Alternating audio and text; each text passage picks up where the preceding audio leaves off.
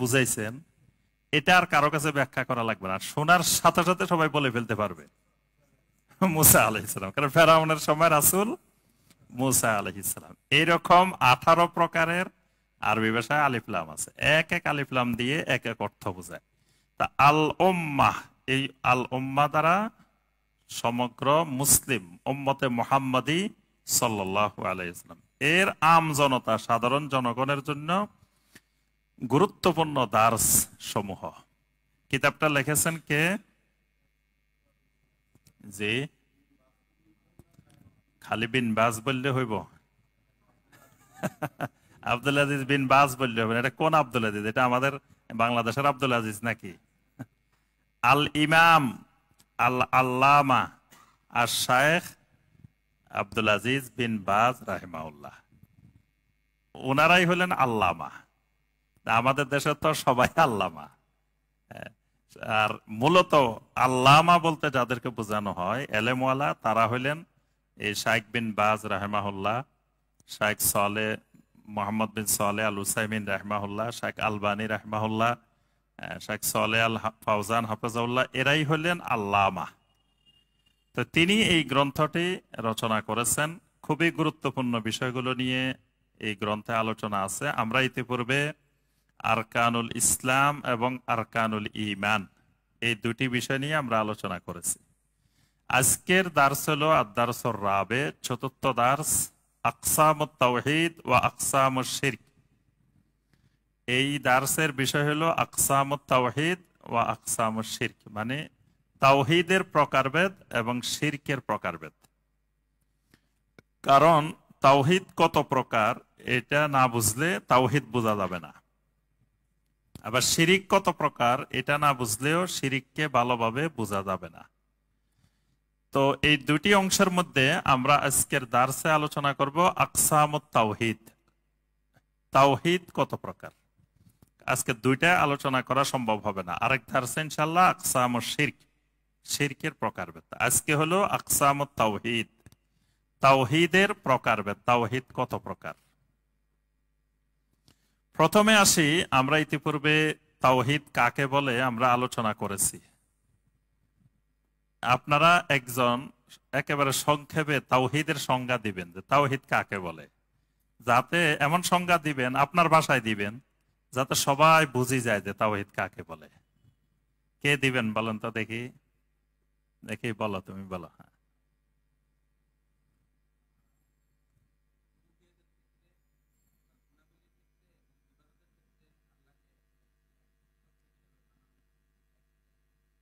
একক একক সত্তা হিসাবে বা একক মালিকানা হিসাবে নির্ধারণ করলে এটার নাম তাওহীদ। সংজ্ঞা ঠিক আছে, কিন্তু এই সংজ্ঞা পড়লে আবার বুঝাইতে হইব রুবুবিয়তের, রুবুবিয়ত কি, আসমা ওয়া সিফাত কি, বুঝানো লাগবে না।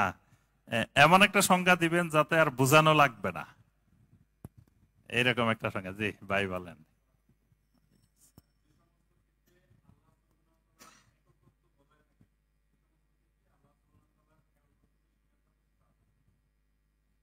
না ঠিক আছে, সংজ্ঞা ঠিক আছে, কিন্তু এখন আপনি বললেন যে যে সকল ক্ষেত্রে, এবার প্রশ্ন হবে যে কোন কোন ক্ষেত্রে, এটার ব্যাখ্যা দেওয়া লাগবে যে যে সকল ক্ষেত্রে আল্লাহর এককত্ব থাকা দরকার সেখানে এককত্ব রাখতে হবে, কথা ঠিক। এখন বলা হবে যে কোন কোন ক্ষেত্রে এককত্ব রাখতে হবে।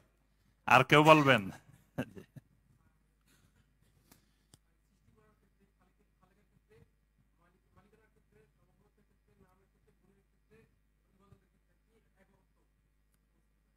না আলহামদুলিল্লাহ, এটা মোটামুটি কাছাকাছি, মানে এটার আর বেশি ব্যাখ্যা দেওয়া লাগবে না।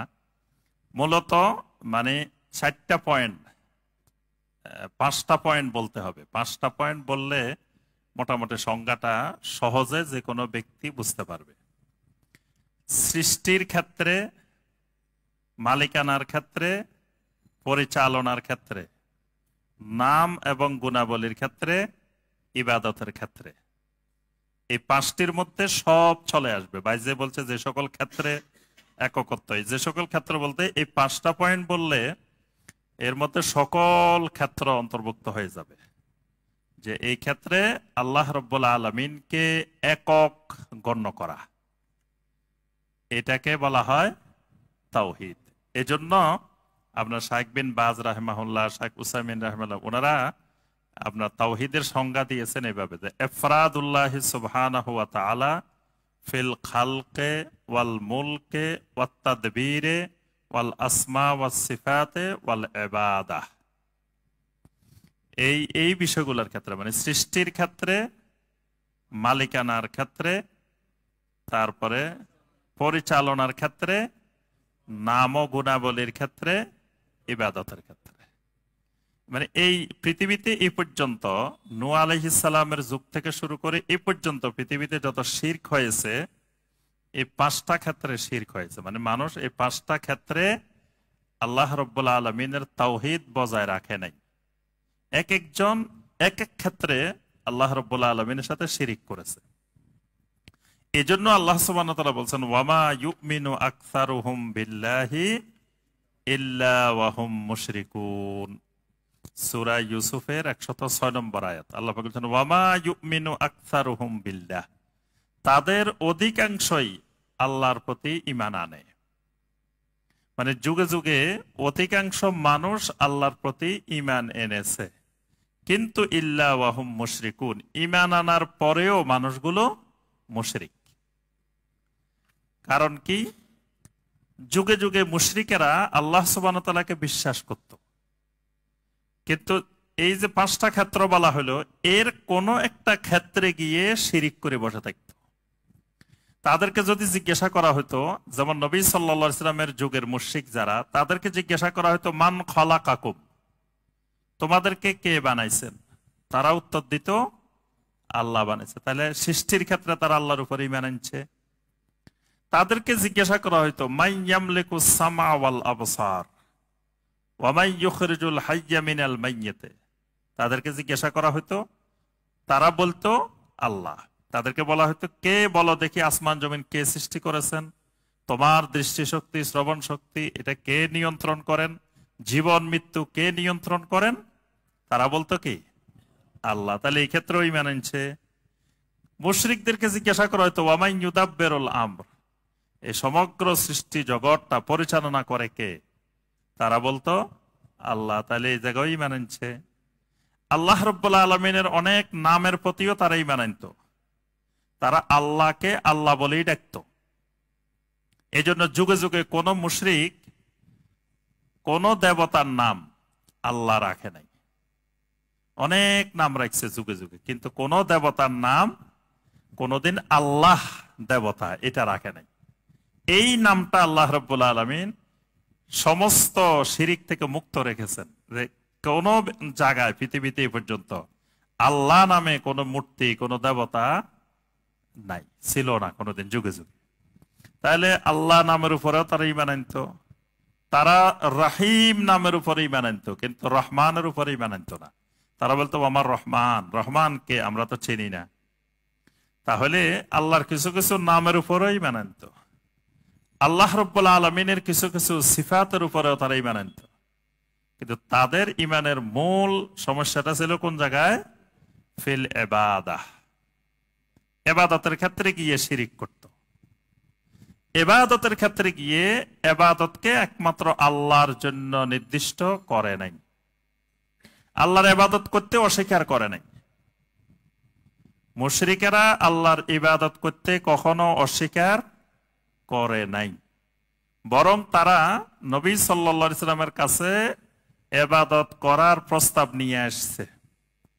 নবী সাল্লাল্লাহু আলাইহি সাল্লামকে বলছেন যে আপনি যখন আল্লাহর ইবাদত করবেন, আমরা সহ সবাই এসে আপনার সাথে শরীক হব আপনার ইমামতিতে। আবার আমরা যখন ইবাদত করব, আমাদের শিরকি ইবাদত, সেখানেও আপনি ইমামতি করবেন। আপনি সেখানেও ইমাম, আপনাকে 2 জায়গার ইমাম বানাই দেওয়া হইল। আমাদের দেশে এরকম ইমাম আছে, দেখবেন যে গান বাজনার অনুষ্ঠানেও সভাপতি, আবার ওয়াজ মাহফিলেও সভাপতি, 2 জায়গারই সভাপতি। নবী সাল্লাল্লাহু আলাইহি সাল্লামকে 2 জায়গার সভাপতি বানাই দেওয়া হয়েছে। তাহলে তারা আল্লাহর ইবাদত করতে কিন্তু অস্বীকার করে নাই। তারা বলছে আমরা আপনার ইমামতিতেই আল্লাহর ইবাদত করব। তারপরেও তারা মুশরিক কেন? ইবাদতকে শুধু একমাত্র আল্লাহর জন্য নির্দিষ্ট করে নাই, ইবাদতকে ভাগ করে নিছে, কিছু আল্লাহর জন্য, কিছু তাদের বাতিল মাবুদদের জন্য। এই কারণে তারা এত কিছুর উপরে ঈমান আনার পরেও ইল্লা ওয়াহুম মুশরিকুন, এরা মুশরিক। ঠিক এই সূত্রে যদি আমরা বর্তমানে দেখি, বর্তমানে আমাদের দেশে, আমাদের সমাজে, আশেপাশে ওনারাও আল্লাহর অনেক বিষয়ের উপরে ঈমান আনেন, কিন্তু আবার ইল্লা ওয়াহুম মুশরিকুন, আবার শিরিকও করে। ইবাদতের ক্ষেত্রে গিয়ে শিরিক করে, কেউ রুবুবিয়তের ক্ষেত্রে করতেছে, আবার কেউ ইবাদতের ক্ষেত্রে গিয়ে আল্লাহ রাব্বুল আলামিনের সাথে শিরিক করে। যারা আল্লাহর ইবাদত করে না তারাও কিন্তু শিরিক করে। কথাটা বুঝে আসছে? ইবাদত করে না, কোনো ইবাদতে করে না। আল্লাহর কোনো ইবাদত না করা মানি সে তাগুতের ইবাদত করে, সে শয়তানের ইবাদত করে। ইবাদত শূন্য পৃথিবীতে কোনো মানুষ নাই। কেউ আল্লাহ রাব্বুল আলামিনের ইবাদত করে, কেউ শয়তানের ইবাদত করে। ফজরের সময় যখন আজান হয় তখন কিছু মানুষ উঠে, কিছু মানুষ উঠে না। আমরা মনে করি যে মানুষগুলো উঠছে এই মানুষগুলোই ইবাদত করছে, যেগুলা ঘরে শুয়ে রয়েছে এগুলা মনে হয় ইবাদত করে না, কিন্তু তারাও ইবাদত করছে, তারা ইবাদতের বাহিরে না। যারা সালাত আদায় করেছে, উঠেছে, এরা ইবাদত করেছে আল্লাহ রাব্বুল আলামিনের। যারা উঠে নাই, সালাত আদায় করে নাই, তারা ইবাদত করেছে শয়তানের। আলাম আহাদ ইলাইকুম ইয়া বানি আদামা আল্লাহ তা'বুদুশ শাইতান ইন্নাহু লাকুম আদুউম মুবিন। আল্লাহ রাব্বুল আলামিন বানি আদমকে জিজ্ঞাসা করবেন যে আমি না তোমাদেরকে বারবার সতর্ক করেছিলাম, বলেছিলাম যে আল্লাহ তা'বুদুশ শাইতান, শয়তানের ইবাদত করবা না। তাহলে মানুষ কেউ শয়তানের ইবাদত করে, কেউ আল্লাহ রাব্বুল আলামিনের ইবাদত করে। ইবাদত করে না এরকম মানুষ জমিনে নাই। তাহলে ইবাদতের ক্ষেত্রেও আল্লাহ রাব্বুল আলামিনকে একক গণ্য করলে এটার নাম হয় কি? বলে গেছেন, এটার নাম তাওহীদ। তাহলে আমরা বুঝলাম তাওহীদ কি জিনিস। এবার আসেন তাওহীদের প্রকার। তাওহীদের প্রকার মানে আসলে তাওহীদের প্রকার না। আল্লাহ রাব্বুল আলামিনের তাওহীদটা এই তিন প্রকারের বিষয়কে একত্র করলে তাওহীদ হয়। মানে তিন প্রকারের থেকে এক প্রকারের সমস্যা হইলে এটা তাওহীদ থাকে না। কথা বুঝে আসছে? যেমন আপনি ধরেন আল্লাহর ঘরে তাওয়াফ করবেন, কয়বার? 7 চক্কর, 7 বার করতে হবে। 7 বারে মিলে তাওয়াফ হবে কয়টা? একটা। এখন আপনি 6 বার করছেন, একবার করেন নাই, তাওয়াফ হয় নাই, নাম্বার পাইছেন কত? 0। 6 বার যে করছেন এটার কোনো নাম্বার নাই, 7 বার যতক্ষণ পূর্ণ হবে না। সাফা মারওয়া সাই 7 বারের জায়গায় 5 বার করছেন, তাই 5 বার করলে তো প্রশ্ন 7টায় যদি 100 হয় তাহলে 5টার আনসার করছেন, এখানে তো নাম্বার 60-70 পাওয়ার কথা, কিন্তু নাম্বার পাইবেন কত? 0। ঠিক আল্লাহ রাব্বুল আলামিনের তাওহীদের 3 প্রকারের যে কোনো একটা প্রকারে যদি আপনি ফেল করেন পুরাটাই ফেল। এজন্য তিনটা মিলেই আল্লাহ রাব্বুল আলামিনের তাওহীদ। আল্লাহ রাব্বুল আলামিনের তাওহীদকে কোন আহলুল ইলম 2 ভাগে ভাগ করেছেন, কোন আহলুল ইলম 3 ভাগে ভাগ করেছেন। যারা 2 ভাগে ভাগ করেছেন তারা বলছেন একটা তাওহীদে ইলমি আর একটা তাওহীদে আমলি। তাওহীদে ইলমি, তাওহীদে আমলি, এইটা শুনছেন কোনদিন? তাওহীদে ইলমি, তাওহীদে আমলি এই প্রথম শুনছেন? জি। অনেক আহলুল ইলম তাওহীদকে এইভাবে ভাগ করছেন যে একটা তাওহীদে ইলমি আর একটা তাওহীদে আমলি, মানে ভাগ ওইটাই কিন্তু নামটা ভিন্নভাবে করছেন। তাওহীদুর রুবুবিয়্যাত এবং তাওহীদুল আসমা ওয়াস সিফাত, এই দুইটা তাওহীদে ইলমি। আর তাওহীদুল উলুহিয়া এটা হলো তাওহীদে আমলি। মানে তাওহীদুর রুবুবিয়্যাত, তাওহীদুল আসমা ওয়াস সিফাত, এটাতে আমল না, এটা হলো ইলম, ইলমি তাওহীদ। মানে এই দুইটা আপনি জানতে হবে, বিশ্বাস করতে হবে। কিছু করা লাগবে না। এটার এলেম অনুযায়ী তাওহীদে বিশ্বাস করতে হবে। আর তাওহীদুল উলুহিয়া বা তাওহীদুল ইবাদত যেটা, এটা হলো মানা, ইবাদত করা, কাজ করা, আমল করা, আমলের মধ্যে তাওহীদ। তাহলে বোঝা যায় এলেমের মধ্যেও তাওহীদ আছে, আমলের মধ্যেও তাওহীদ আছে। এই জন্য আল্লাহ রাব্বুল আলামিন প্রত্যেক মুমিনের উপরে এলেম শিখা, তাওহীদের এলেম শিখা ফরজ করছেন, ফরজে আইন। সূরা মুহাম্মাদের 19 নম্বর আয়াত, ফাআলাম আন্নাহু লা ইলাহা ইল্লাল্লাহ। ফাআলাম, এলেম শিখো, এলেম জানো, বুঝো, শিখো, আল্লাহর নির্দেশ, ফরজে আইন। যে লোক নাম স্বাক্ষর করতে পারে না তার জন্য এটা ফরজে আইন। যে লোক কিছুই জানে না দুনিয়া, তার জন্য ফরজে আইন। আন্নাহু লা ইলাহা ইল্লাল্লাহ, কিসের এলেম? লা ইলাহা ইল্লাল্লাহর এলেম। লা ইলাহা ইল্লাল্লাহর এলেম মানে তাওহীদের এলেম। তাহলে তাওহীদের এলেমটা কি? তাওহীদের এলেমটা হলো ওই যে তাওহীদে এলমি। এরপরে আল্লাহ রাব্বুল আলামিন বলছেন, ফাআলাম আন্নাহু লা ইলাহা ইল্লাল্লাহ ওয়াস্তাগফির লিযামবিকা ওয়ালিল মুমিনিনা ওয়াল মুমিনাত। একই আয়াতে প্রথম ফাআলাম, তারপরে বলছেন কি ওয়াস্তাগফির। ওয়াস্তাগফির দুইটা মনে রাখবেন, একটা হলো ফাআলাম আর একটা হলো ওয়াস্তাগফির। একই আয়াতে সূরা মুহাম্মাদের 19 নম্বর আয়াত। প্রথম বলছেন ফাআলাম আন্নাহু লা ইলাহা ইল্লাল্লাহ, এরপরে বলছেন ওয়াস্তাগফির লিযামবিকা ওয়ালিল মুমিনিনা ওয়াল মুমিনাত। তাহলে একটা হলো এলেম আর একটা হলো ইস্তিগফার। আল্লাহ পাক প্রথম নির্দেশ দিয়েছেন এলেম শিখো, তারপরের নির্দেশ দিয়েছেন ইস্তিগফার করো, ক্ষমা প্রার্থনা করো। এখানে ফাআলাম হলো এলেম, ইস্তিগফার হলো আমল। ইস্তিগফারটা হলো কি? আমল। তো এই আমলের ক্ষেত্রেও লা ইলাহা ইল্লাল্লাহ লাগবে, কিন্তু আগে লা ইলাহা ইল্লাল্লাহর এলেম, তারপরে লা ইলাহা ইল্লাল্লাহর আলোকে আমল। তাহলে বোঝা গেছে এলমের মধ্যেও তাওহীদ আছে, আমলের মধ্যেও তাওহীদ আছে। এজন্য আপনার নবী সাল্লাল্লাহু আলাইহি ওয়াসাল্লাম বলতেছেন, লা ইয়াসরিকু সারিকু হিনা ইয়াসরিকু ওয়া হুয়া মুমিনুন। আমার কথা বুঝতেছেন আপনারা? কথা জটিল, কথা কঠিন, কিন্তু মনোযোগ দিয়ে বুঝলে সহজ।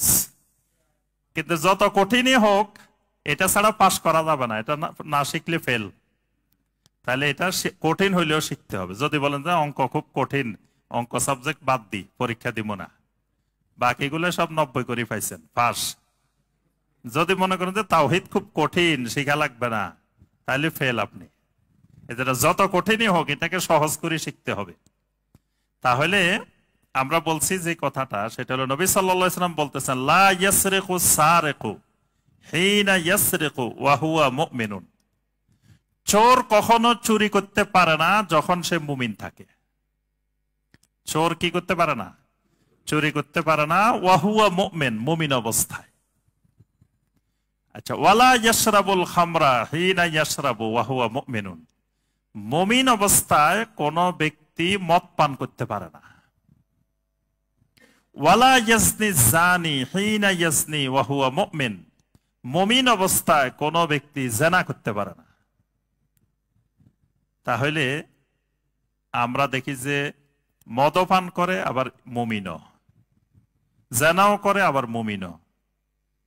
আছে না এরকম? আছে মানে কি হাজার হাজার লাখ লাখ।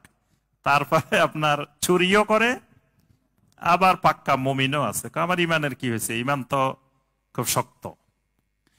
এখানে লক্ষ্য করেন এই যে, আচ্ছা আরেকটা আয়াতও বলি, সূরা আল বাকারার আপনার 276 নম্বর আয়াত থেকে 75, 76, তারপরে 77, 78, 79, এগুলো হলো সুদের নিষেধাজ্ঞার আয়াত। তো এখানে আপনার 275 থেকে শুরু করে 277, 278, 278 নম্বর আয়াতটা লক্ষ্য করেন। আল্লাহ পাক বলছেন, ইয়া আইয়ুহাল্লাযীনা আমানুত্তাকুল্লাহ ওয়াদারু মা বাকিয়া মিনার রিবা ইন কুনতুম মুমিনিন, হে ঈমানদারগণ আল্লাহকে ভয় করো, আর যদি তোমরা মুমিন হও তাহলে সুদের অংশ পরিত্যাগ করো, সুদের সাথে সম্পর্ক ছিন্ন করো। এখানে সুদের সাথে সম্পর্ক ছিন্ন করো এই কথাটা বলি আল্লাহ পাক সাথে বলছেন কি, যদি তোমরা মুমিন হও। তাহলে এই একটা আয়াত আর একটা হাদিস বললাম।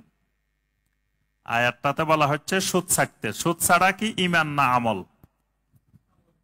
জি, আমল। সুদ ছাড়াটা আমল, কিন্তু আল্লাহ পাক এই আমলটাকে সম্পর্ক করছেন কিসের সাথে? ঈমানের সাথে। বলছেন জারু মা বাকিয়া মিনার রিবা, সুদ ছাড়ো, ইন কুনতুম মুমিনিন, যদি তোমরা মুমিন হও। তাহলে মুমিনের সাথে সুদ ছাড়ার আল্লাহ পাক সম্পর্ক করে দিচ্ছেন, অথচ সুদ ছাড়াটা আমল। এই আমল, প্রত্যেকটি আমল ঈমানের সাথে সম্পর্কিত। এরপরে দেখেন ওখানে চুরির কথা, জেনার কথা, মদ পান করার কথা যা বলছেন সবগুলোর সাথে ওয়াহুয়া মুমিন, ঈমানের সাথে সম্পর্ক করছেন। তার অর্থ হলো বান্দা যখন গুনার কাজ করে তখন সে জাহেল হয়ে যায়। এই সূত্র মনে রাখবেন, গুনাহগার মানে জাহেল, গুনাহগারের আরেক নাম কি? জাহেল। ওয়ামাই ইয়ামাল সুআন বিজাহালাতিন, কোরআনের আয়াত। আল্লাহ পাক বলছে যারা মন্দ কাজ করে কিসের কারণে? জাহালাতের কারণে। জাহালত না হলে কেউ খারাপ কাজ করতে পারে না, গুনাহ করতে পারে না। আয়াতটা মনে নাই, এই জন্য আয়াত নম্বর বলি নেই। তা আল্লাহ পাক এখানে বলছেন যে বেজাহালাতিন, এই জাহালাতিন এখানে সকল তাফসীর কারক বলছেন যখন বান্দা কোনো গুনাহ করে তার অর্থ সে জাহেল। এই জন্য গুনাহগারের আরেক নাম জাহেল, কারণ জাহালত ছাড়া কেউ গুনাহ করতে পারে না। যার ভিতরে এলেম আছে সে গুনাহ করবে না। কারণ কি?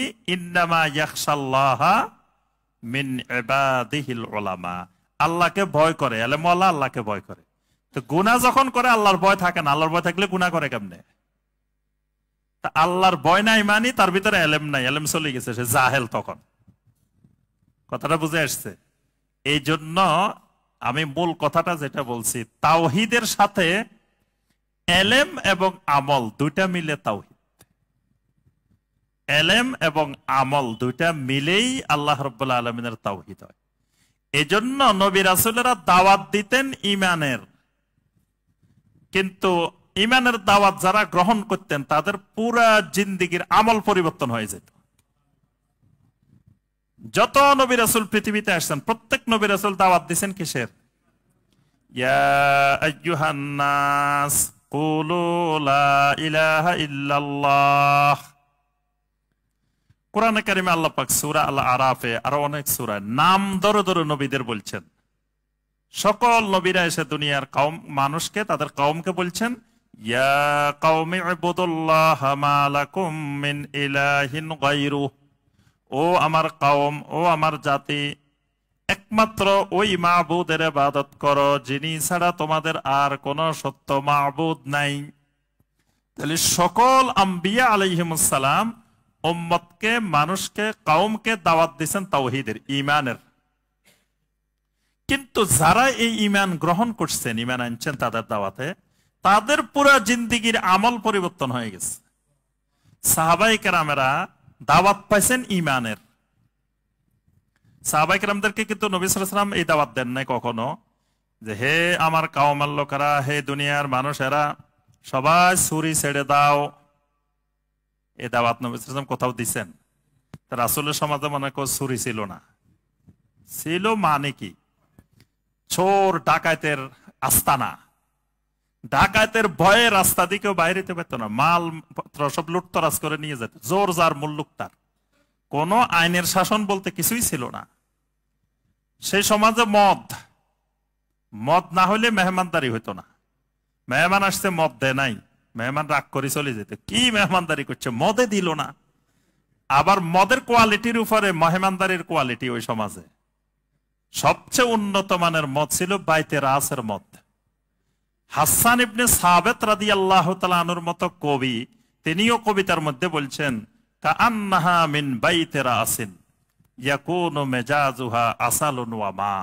এটা বাইতে রাসের মদ। এই মদের স্বাদ পানি এবং মধু মিশ্রিত শরবতের মতো। মধু আর পানি মিক্স করলে যেরকম মজা, এই মদের স্বাদ বাইতে রাসের মদের স্বাদ এরকম। তো ওই মদ দিয়ে মেহমানদারি করতে হতো। কিন্তু নবী সাল্লাল্লাহু আলাইহি ওয়াসাল্লাম মদ ছাড়া দাওয়াত দেন না। কিন্তু মদ পরিত্যাগের আয়াত নাযিল হয়েছে অনেক পরে, মদিনা যাওয়ার পরে, তাও 3 দফায়। তাও নাযিল হয়েছে কাদের উপরে? ইয়া আইয়ুহাল্লাযীনা আমানু ইন্নামাল খামরু ওয়াল মাইসিরু ওয়াল আনসাবু ওয়াল আজলামু রিজসুন মিন আমালিশ শাইতান ফাজতানিবুহু লাআল্লাকুম তুফলিহুন। এখানে দেখেন আয়াত নাযিল হয়েছে কাদেরকে লক্ষ্য করে? ইয়া আইয়ুহাল্লাযীনা আমানু। ইয়া আইয়ুহান নাস বলি মদ ছাড়ার দাওয়াত আসে নাই। ইয়া আইয়ুহান নাস আসে নাই। আসছে কি? ইয়া আইয়ুহাল্লাযীনা আমানু, ঈমানদারদেরকে। কিন্তু তাওহীদের দাওয়াত আসছে ইয়া আইয়ুহান নাস উবুদু রাব্বাকুম আল্লাযী খলাকাকুম ওয়াল্লাযীনা মিন ক্বাবলিকুম লাআল্লাকুম তাত্তাকুন। নবী সাল্লাল্লাহু আলাইহি ওয়াসাল্লাম দাওয়াত দিয়েছেন ইয়া আইয়ুহান নাস কুলু লা ইলাহা ইল্লাল্লাহ তুফলিহু। মানে তাওহীদের দাওয়াতটা ইয়া আইয়ুহান নাস, কিন্তু বাকি যত আমল আছে সব ইয়া আইয়ুহাল্লাযীনা আমানু। ইয়া আইয়ুহাল্লাযীনা কাফারু নাই, ইয়া আইয়ুহাল্লাযীনা হাদু নাই, ইয়া আইয়ুহাল্লাযীনা নাসারা নাই, সব কি ইয়া আইয়ুহাল্লাযীনা আমানু। অর্থাৎ আমলগুলো ঈমানের সাথে সম্পর্কিত। ঈমান যখন বিশুদ্ধ হয় আমল বিশুদ্ধ হয়, ঈমান যখন বিশুদ্ধ হয় না তখন আমল বিশুদ্ধ হয় না। বুঝে আসছে? এই জন্য আহলুল ইলমেরা তাওহীদকে 2 ভাগে ভাগ করছেন, তাওহীদে ইলমি, তাওহীদে আমল। আর মূলত যে ভাগটা সেটা হলো তাওহীদুর রুবুবিয়্যা, তাওহীদুল আসমা ওয়াস সিফাত, আর একটা হলো তাওহীদুল উলুহিয়্যা। এবার আসি আমরা সংক্ষেপে এই প্রকারগুলো নিয়ে আমরা একটু আলোচনা করি। এমন একটা সূরার নাম বলবেন যে সূরার মধ্যে একসাথে 3 প্রকারের তাওহীদ আছে। সূরা আল ফাতিহা। আরেকটা সূরার নাম কেউ বলতে পারবেন এটা ছাড়া? যে ইখলাসের মধ্যে 3 প্রকারের তাওহীদ নেই। যে সূরা আন-নাস, সূরা আন-নাস আছে না? কোরআন কারীমের প্রথম সূরা কি? সূরা আল ফাতিহা। শেষ সূরা কি? প্রথম সূরায়ও 3 প্রকারের তাওহীদ, শেষ সূরায়ও 3 প্রকারের তাওহীদ। সূরা আল ফাতিহার মধ্যে আলহামদুলিল্লাহি রাব্বিল আলামিন, এখানে কোন তাওহীদ? রুবুবিয়তের তাওহীদ। আর রহমানির রহিম তাওহীদুল আসমা। মালিকি ইয়াউমিদ্দিন সিফাত। আগের 2টা আসমা, মালিকি ইয়াউমিদ্দিন সিফাত, তাওহীদুল আসমা ওয়াস সিফাত। ইয়্যাকা না'বুদু ওয়া ইয়্যাকা নাস্তাঈন তাওহীদুল উলুহিয়্যা, তাওহীদুল ইবাদাহ। কুল আউযু বিরাব্বিন নাস, এখানে কোন তাওহীদ? রুবুবিয়ত, রাব্বিন নাস, মালিকিন নাস, কোন তাওহীদ? তাওহীদুল আসমা ওয়াস সিফাত। ইলাহিন নাস, তাওহীদুল উলুহিয়্যা। আরেকটা জিনিস দেখেন, এই তাওহীদের নাম 2টা, একটা তাওহীদুল উলুহিয়্যা বলি, আরেকটা বলি আমরা কি? তাওহীদুল ইবাদাহ। সূরা আল ফাতিহা ইবাদত শব্দ আসছে, সূরা আন-নাসে ইলাহ শব্দ আসছে। সূরা আল ফাতিহা আসছে ইয়্যাকা না'বুদু, তাওহীদুল ইবাদাহ, আর এখানে আসছে ইলাহিন নাস, তাওহীদুল উলুহিয়্যা, মানে 2টা এক জিনিস। তাহলে এইরকম কোরআনে কারিমে অনেক আয়াত আছে, একই আয়াতে 3 প্রকারের তাওহীদ আছে। অনেক সূরা, আয়াতুল কুরসি, আয়াতুল কুরসির মধ্যেও সবগুলা তাওহীদ আছে। তারপরে আপনার আরো অনেকগুলো সূরাতেও এরকম একসাথে আল্লাহ রাব্বুল আলামিনের 3 প্রকারের তাওহীদ আছে। একটা দোয়া আছে সাইয়্যিদুল ইস্তিগফার, সাইয়্যিদুল ইস্তিগফার, এটার মধ্যে 3 প্রকারের তাওহীদ আছে, এজন্য এটা সাইয়্যিদুল ইস্তিগফার হয়ে গেছে। এটার মধ্যে 3 প্রকারের তাওহীদ একসাথে থাকার কারণে এটা হয়ে গেছে কি? সাইয়্যিদুল ইস্তিগফার। সুবহানাল্লাহ। তাহলে এবার আমরা আসি প্রথমে তাওহীদুর রুবুবিয়্যাহ। তাওহীদুর রুবুবিয়্যাহটা কি? এখানে শায়েখ খুব সুন্দর একটি সংজ্ঞা দিয়েছেন, সেটা হলো আল ঈমানু বিল্লাহি সুবহানা আল খালিক লিকুল্লি শাই ওয়াল মুতাসাররিফ ফি কুল্লি শাই লা শারীকা লাহু ফি যালিক। এটাকে তাওহীদুর রুবুবিয়্যাতের সংজ্ঞা দিয়েছেন। তাওহীদুর রুবুবিয়্যাহটা হলো আল্লাহ রাব্বুল আলামিনের উপরে এমন ভাবে ঈমান আনা, খালিকু লিকুল্লি শাই ওয়াল মুতাসাররিফু ফি কুল্লি শাই। দুইটা বাক্য, খালিকু লিকুল্লি শাই আর মুতাসাররিফু ফি কুল্লি শাই। মানে এটা হলো আল খালকু ওয়াল আমরু, আল খালকু ওয়াল আমরু, আলা লাহুল খালকু ওয়াল আমরু তাবারাকাল্লাহু রাব্বুল আলামিন। আলা লাহুল খালকু ওয়াল আমরু, সৃষ্টির মালিক যিনি, আমরের মালিকও তিনি। আর যিনি সৃষ্টিরও মালিক, আমরেরও মালিক, নির্দেশেরও মালিক, তিনি হলেন তাবারাকাল্লাহু রাব্বুল আলামিন। তিনি রব, একমাত্র রব। তাহলে রব যিনি, তিনি কয়টা জিনিসের মালিক? এই আয়াতে কয়টা জিনিসের কথা বলা হয়েছে? দুইটা জিনিস, একটা হলো খালক আর একটা হলো আমর। এখন কেউ খালক মানছে কিন্তু আমর মানে নাই, তাওহীদ নেই। আমর মানছে, তাওহীদ মানে নাই, তাই তাওহীদুর রুবুবিয়্যাত নাই। খালক তো আমরা বুঝি, খালক মানে সৃষ্টি, মানে আল্লাহ রাব্বুল আলামিন একমাত্র খালেক, খালেকু লিকুল্লি শাই। আল্লাহ রাব্বুল আলামিন প্রত্যেকটি জিনিসের, সব কিছুর একমাত্র খালেক। আল্লাহকে খালেক মেনে নেওয়া, এটা তাওহীদ, তাওহীদের একটা অংশ, কিন্তু পরিপূর্ণ তাওহীদ না। যদি পরিপূর্ণ তাওহীদ হতো তো মক্কার মুশরিকেরা সব তাওহীদবাদী হয়ে যেত, কারণ তারা কিন্তু আল্লাহ সুবহানাহু ওয়া তাআলাকে সৃষ্টিকর্তা মেনে নিছে, খালেক মেনে নিছে। এজন্য কেউ যদি বলে লা ইলাহা ইল্লাল্লাহর অর্থ লা খালেকা ইল্লাল্লাহ, আল্লাহ ছাড়া কোনো খালেক নাই, তাহলে কি সে তাওহীদবাদী হবে? হবে না। যদি সে তাওহীদবাদী হতো, আবু জাহেলও তাওহীদবাদী, আবু লাহাবেরও তাওহীদবাদী। যদি বলে লা ইলাহা ইল্লাল্লাহর অর্থ লা খালেকা ইল্লাল্লাহ। আচ্ছা, কেউ যদি বলে লা ইলাহা ইল্লাল্লাহর অর্থ লা মাওজুদা ইল্লাল্লাহ, এ তাওহীদবাদী হবে? হবে না। যদি বলে লা ইলাহা ইল্লাল্লাহর অর্থ লা মাবুদা ইল্লাল্লাহ, এই লোক তাওহীদবাদী হবে? হবে না। যদি কেউ বলে লা ইলাহা ইল্লাল্লাহর অর্থ লা খেলাফাতা ইল্লা লিল্লাহ, তাওহীদবাদী হবে? হবে না। তাহলে কিভাবে তাওহীদবাদী হবে? লা মাবুদা বিহাক্কিন ইল্লাল্লাহ, এই বিশ্বাস যতক্ষণ না হবে ততক্ষণ কেউ আহলুত তাওহীদ হবে না। তাহলে আল্লাহ রাব্বুল আলামিনের প্রথম রুবুবিয়ত হলো খালক। আল্লাহ সুবহানাহু ওয়া তাআলার প্রথম রুবুবিয়ত হলো তিনি খালেক, খালক। এজন্য দেখবেন কোরআনে কারিমে যত জায়গায় রবের পরিচয় দিয়েছেন আল্লাহ রাব্বুল আলামিন, প্রথম পরিচয়টাই দিয়েছেন খালক, সৃষ্টি। সাব্বিহিসমা রাব্বিকাল আ'লা আল্লাযী খলাকা ফাসাওয়া। সাব্বিহিসমা, আল্লাহ বলতেছেন তুমি তাসবিহ পাঠ করো কার নামে? যিনি রাব্বিকাল আ'লা, তোমার সুমহান রব।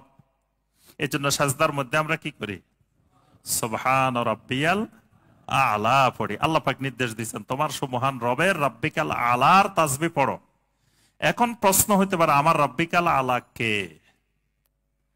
সাথে সাথে আল্লাহ পাক উত্তর দিয়ে দিয়েছেন। মানে কোরআনে কারিমের আয়াতের একটা বড় বৈশিষ্ট্য হলো যে কোরআনের এই আয়াতটা পড়ার পরে আপনার মনে যে প্রশ্নটা জাগবে, পরের আয়াতের সাথে সাথে জবাব।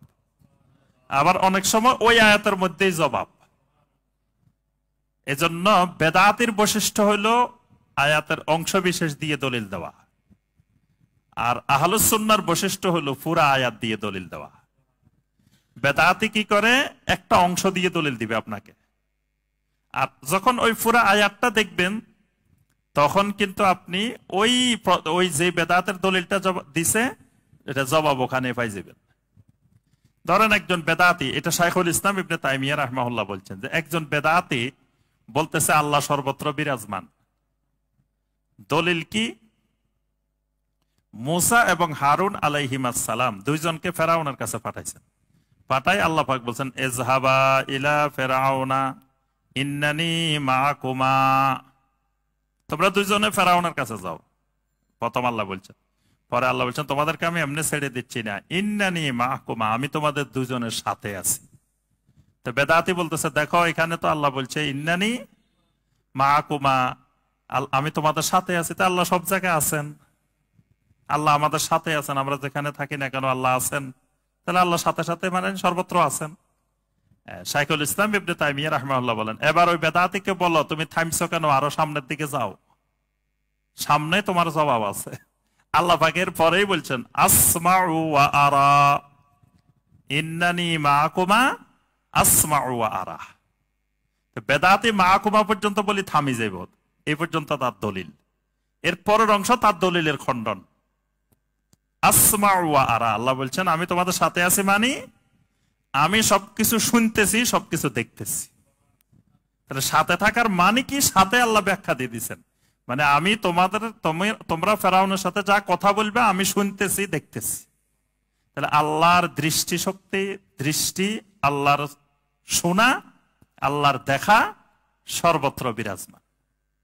মাআকুমা মানি ব্যাখ্যা আছে সাথে সাথে। তাহলে আমরা যে কথাটা বলতেছিলাম যে যেই প্রশ্ন আপনার মনে আসবে সাথে সাথে আল্লাহ জবাব দিয়ে দিবেন। এখন আপনার মনে প্রশ্ন হইতে পারে রাব্বিকাল আলা কে? ফেরাউন তো বলছে আনা রব্বুকুমুল আলা, আমি তোমাদের সুমহান রব। আল্লাহ বলছেন না, তোমাদের সুমহান রব তিনি যিনি আল্লাযী খলাকা, যিনি সৃষ্টি করেছেন, তিনি সুমহান রব হইতে পারেন। তো ফেরাউন কি তোমাদেরকে বানাইছে?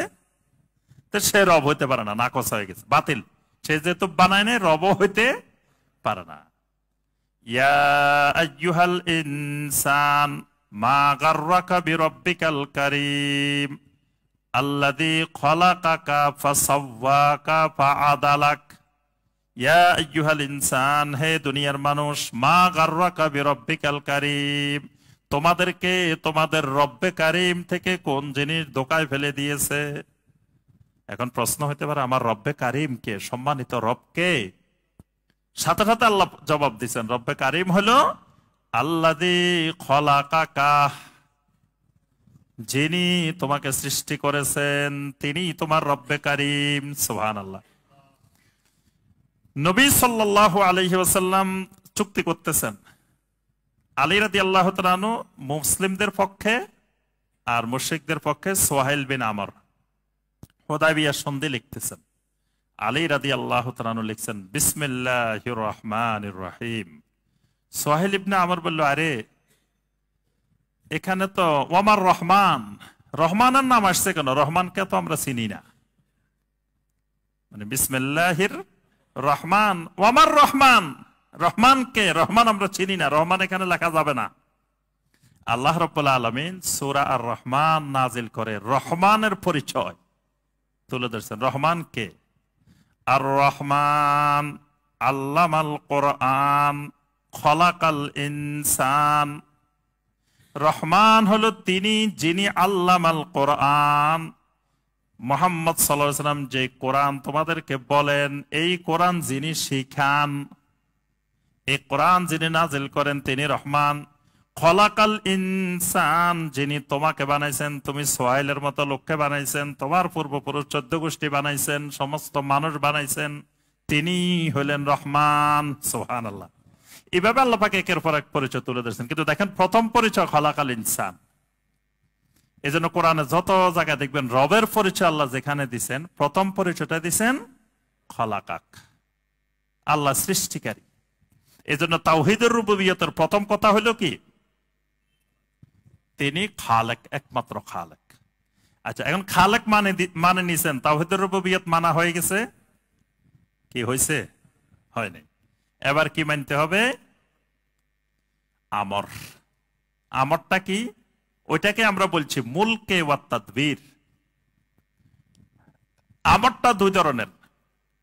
মুশরিকও আল্লাহর আমর মানে, তাওহীদবাদীও আল্লাহর আমর মানে, আল্লাহর নির্দেশ নাস্তিকও মানে, কাফেরও মানে, মুশরিকও মানে, মুমিনও মানে।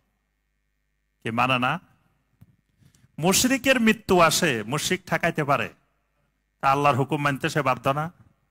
মুশরিক দেখবেন বুড়া হয়ে যাইতেছে, মুশরিক চায় না সে বুড়া হইতে, কিন্তু আল্লাহ তারে বুড়া বানাই ফেলতেছে, সে ঠেকাইতে পারতেছে না, আল্লাহর নির্দেশ মানতে সে বাধ্য। তার চুলদাড়ি সাদা হয়ে যাইতেছে, সে হাজারো চেষ্টা করে থামাইতে পারতেছে না, এটা আল্লাহর আমর, আল্লাহর নির্দেশ সে মানতে বাধ্য। আল্লাহ পাক তার খাওয়ার জন্য ঠিক করছেন মুখ, সে অন্য জায়গা দিয়ে আর খাইতে পারবে না, এখান দিয়ে খাইতে হবে, আল্লাহর নির্দেশ মানতেই হবে। আল্লাহ পাক যেভাবে ঠিক করছেন, তার শরীর বানাইছেন, বডি বানাইছেন, যা যা বানাইছেন, এটা মানতে সে বাধ্য। এটার নাম হলো আমরে কাউনি। এটার নাম কি? ছোট ছোট কথাগুলো, পরিভাষাগুলো মনে রাখবেন, আমরে কাউনি। কারণ আপনারা হইবেন এক একজন তাওহীদের দায়ী, পরিবারে দাওয়াত দিবেন, সমাজে দাওয়াত দিবেন, মানুষের কাছে দাওয়াত দিবেন, তাওহীদ না বুঝতে দাওয়াত দিবেন কেমনে? আগে তো নিজে বুঝতে হইবে, আরেকজনের অঙ্ক করাইতে হইলে আগে অঙ্ক নিজে ভালো করে বুঝতে হইবে, নিজেই বুঝেন নাই, তাই স্টুডেন্টের কেমনে করাইবেন অঙ্ক? এই জন্য ভালো করে আগে এই পরিভাষাগুলো বুঝতে হবে। একটা হলো আমরে কাউনি। কাউনি আবার বুঝছেন তো? কাউনি মানে যেই নির্দেশটা অস্বীকার করার কোনো উপায় নাই, এটা মানতেই হবে, এটা আপনি বিরোধিতা করার বা এটার বিপরীত কিছু করার এই সুযোগ আপনার নাই, এটা কাউনি। আরেকটা আমর আছে, আমরে শরঈ। দুটাই আল্লাহর আমর, আমরে কাউনিও আল্লাহর আমর, আরেকটা হলো আমরে শরঈ, শরঈ নির্দেশ। তাহলে শরঈ নির্দেশ মেনে নেওয়ার নাম হলো তাওহীদুর রুবুবিয়্যাহ। যতক্ষণ পর্যন্ত আপনি আল্লাহকে সৃষ্টিকর্তা মানছেন, আপনি তাওহীদবাদী হন নাই। আল্লাহর প্রাকৃতিক নিয়ম মানে স্বাভাবিক যে আপনার উপরে নিয়ম কানুন প্রযোজ্য হচ্ছে, এটা মেনে নিচ্ছেন, আপনি তাওহীদবাদী হন নাই। কখন তাওহীদবাদী হইবেন? যখনই আপনি আল্লাহ রাব্বুল আলামিনের শরঈ নির্দেশ মেনে নিবেন, তখন আপনি তাওহীদুর রুবুবিয়্যাহ মেনে নিচ্ছেন।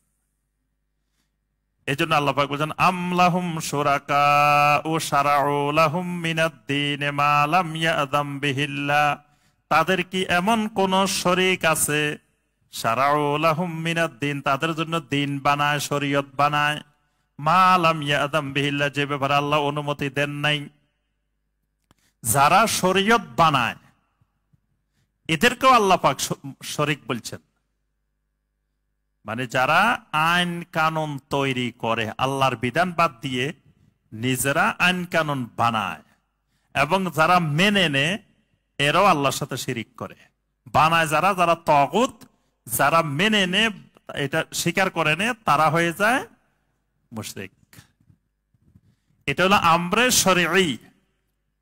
আবার বুঝে আসছে তাওহীদুর রুবুবিয়্যাহ? বুঝে আসে নাই? জি, আমি যদি এখন বলি যে ভাই বলেন এবার একটু বুঝাই দেন, বুঝাই দিতে পারবেন তো? পারবেন না। মানে সংক্ষিপ্ত কথা হলো তাওহীদুর রুবুবিয়্যাহটা দুই ভাগে বিভক্ত, একটা হলো খালক, একটা হলো আমর। একটা সৃষ্টি আর একটা অর্ডার, নির্দেশ। তো সৃষ্টি তো আমরা সবাই বুঝি যে আল্লাহ রাব্বুল আলামিনকে একমাত্র সৃষ্টিকর্তা মেনে নিতে হবে, সব কিছুর সৃষ্টিকর্তা।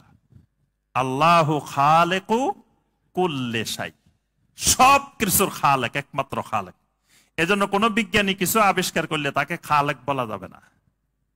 নতুন নতুন কিছু আবিষ্কার করছে, ধরেন কম্পিউটার আবিষ্কার করলো বা এটা আবিষ্কার করলো, এটা আবিষ্কার করলো, তাকে খালেক বলা যাবে না, কারণ সে নতুন বানায় নাই, সে তো আল্লাহর দেওয়া জিনিসগুলো ব্যবহার করে একটা বানাইছে, কিন্তু সে মূল জিনিসগুলো সে বানাইতে পারে নাই।